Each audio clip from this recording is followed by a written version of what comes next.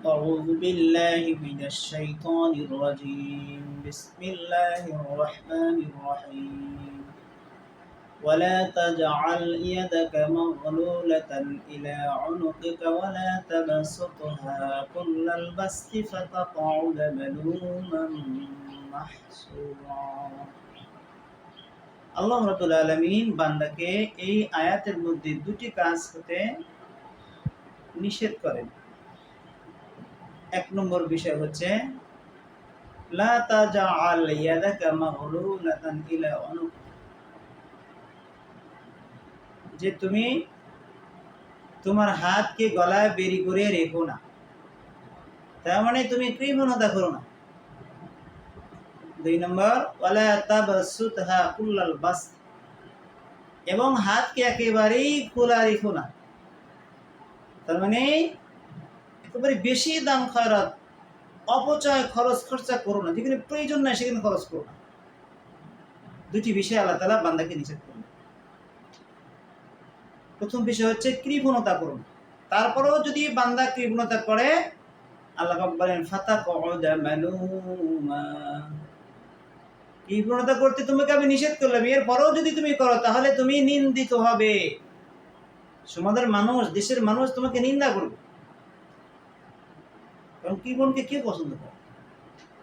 আমার হাবিব বলেছেন কৃপণ তো আল্লাহ শত্রু, আল বখিলা আদবুল্লাহ। আল্লাহ তাআলা নিষেধ করতেছেন কৃপণতা করো না, তারপর কথা সেটা আল্লাহ শত্রুই। কৃপণ কাকে বলে? কৃপণতা কি?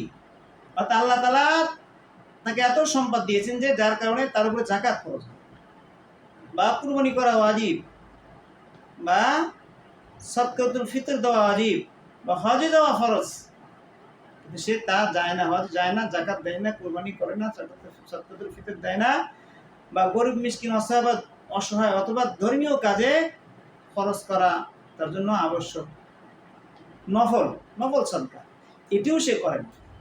বা ছেলে মেয়ে পরিবার পরিজনদেরকে যতটুকু খরচ করার জন্য আল্লাহ পাক বলেছেন ততটুকু সে দেয় না। এই হচ্ছে কৃপণতা। আল্লাহ পাক বলছে এমন কৃপণতা তুমি করো না, যদি করো তাহলে মানুষ তোমাকে নিন্দা করবে। দ্বিতীয় নিষেধ বিষয়টি হচ্ছে তুমি অপচয় খরচ করো না, বেশি খরচ করো না, অপ্রয়োজনীয় জায়গায় খরচ করো না। তাহলে কি হবে? যদি করো ফাতাকউদা মাহসুরা, অর্থাৎ নিঃসহায় তোমাকে থাকতে হবে। জামিউ তিরমিজির মধ্যে অর্থাৎ 2417 নম্বর হাদিস, আল্লাহর হাবিব বলেন কিয়ামতের দিবস বান্দা যতক্ষণ 4টি প্রশ্নের জবাব দিতে না পারবে ততক্ষণ পর্যন্ত সে স্থান থেকে সরতে পারবে না।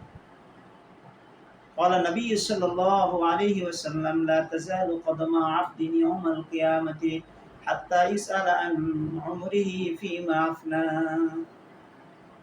4টি বিষয়ে যতক্ষণ বান্দা প্রশ্নের জবাব দিতে না পারবে ততক্ষণ সে স্থান থেকে সরতে পারবে। এক নম্বর হলো আল্লাহ পাক বলে তোমাকে যে আমি হায়াত দিয়েছিলাম, মহামূল্যবান হায়াত, এই হায়াত তুমি কি কদরদানি করেছো?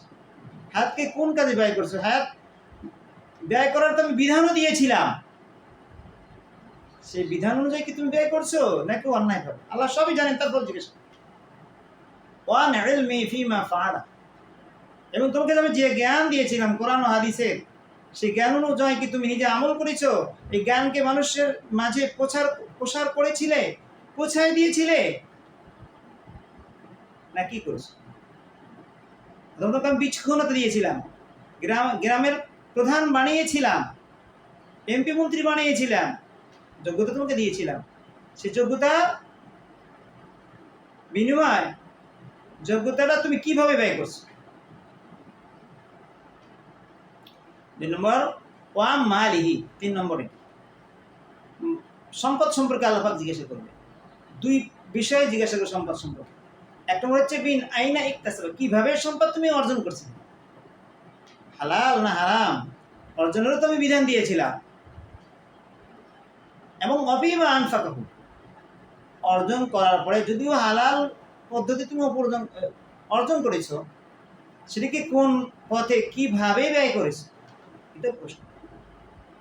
ওয়ান জিসমিহি মা ফিমা আবলা, তোমাকে শরীর দিয়েছিলাম, এখানে অনেক দামি দামি অঙ্গ প্রত্যঙ্গ দিয়েছিলাম, এগুলোকে ব্যয় করার বিধানও দিয়েছিলাম, সে বিধান অনুযায়ী তুমি ব্যয় করছো নাকি অন্যায় ভাবে করছো?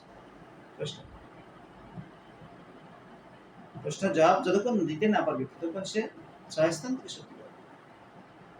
সহিহুল বুখারীর মধ্যে আরেকটা হাদিস আছে, আল্লাহর হাবিব বলেন, ক্বালান নবী আলাইহিস সালাতু ওয়াস সালাম, ইন্নাল্লাহা কারিহা লাকুম সালাসা, আল্লাহ তাআলা তোমাদের থেকে তিনটি কাজ প্রকাশ হওয়াকে পছন্দ করেন না। এক নম্বর হলো কিল ওয়াকাল, অপ্রয়োজনীয় আলোচনা করা, যেটা প্রয়োজন নেই, অহেতুক কথাবার্তা। বর্তমান অনেক বক্তা আছে, বাস জালসা কর্তৃপক্ষ তাকে দাওয়াত করে নিয়ে এসেছে, কোরআন হাদিসের আলোচনা শুনে তারা পরিবর্তন হবে, আল্লাহমুখী হবে এই আশায়, কিন্তু সে এসে নিজের ব্যক্তিগত পরিবার পরিজনের আলাপ আলোচনা অহেতুক কথাবার্তা বলে আধা ঘন্টা 1 ঘন্টা কাটে, আমানতের খেয়ানত অপচয় করে। ওয়াইযাত আল মাল, এবং আল্লাহ তাআলা এটাও পছন্দ করে না মালকে অপচয় করা, অহেতুক খরচ করা, এটা আল্লাহ তাআলা পছন্দ করে। 3 নম্বর হলো ওয়াকাসরাতুস সুআলি, বেশি বেশি করে প্রশ্ন করা, অহেতুক প্রশ্ন, এই প্রশ্ন করার কোনো প্রয়োজন নেই, এটাও আল্লাহ তাআলা পছন্দ। তো যা হোক, সম্মানিত মুসলমান ভাই ও আমার বাবাজিরা, আজকে আলোচনা বিষয় বস্তু বুঝতে পেরেছেন যে অপচয় করা যাবে না, আল্লাহ তাআলা যা দিয়েছেন সেটা সঠিকভাবে ব্যয় করা।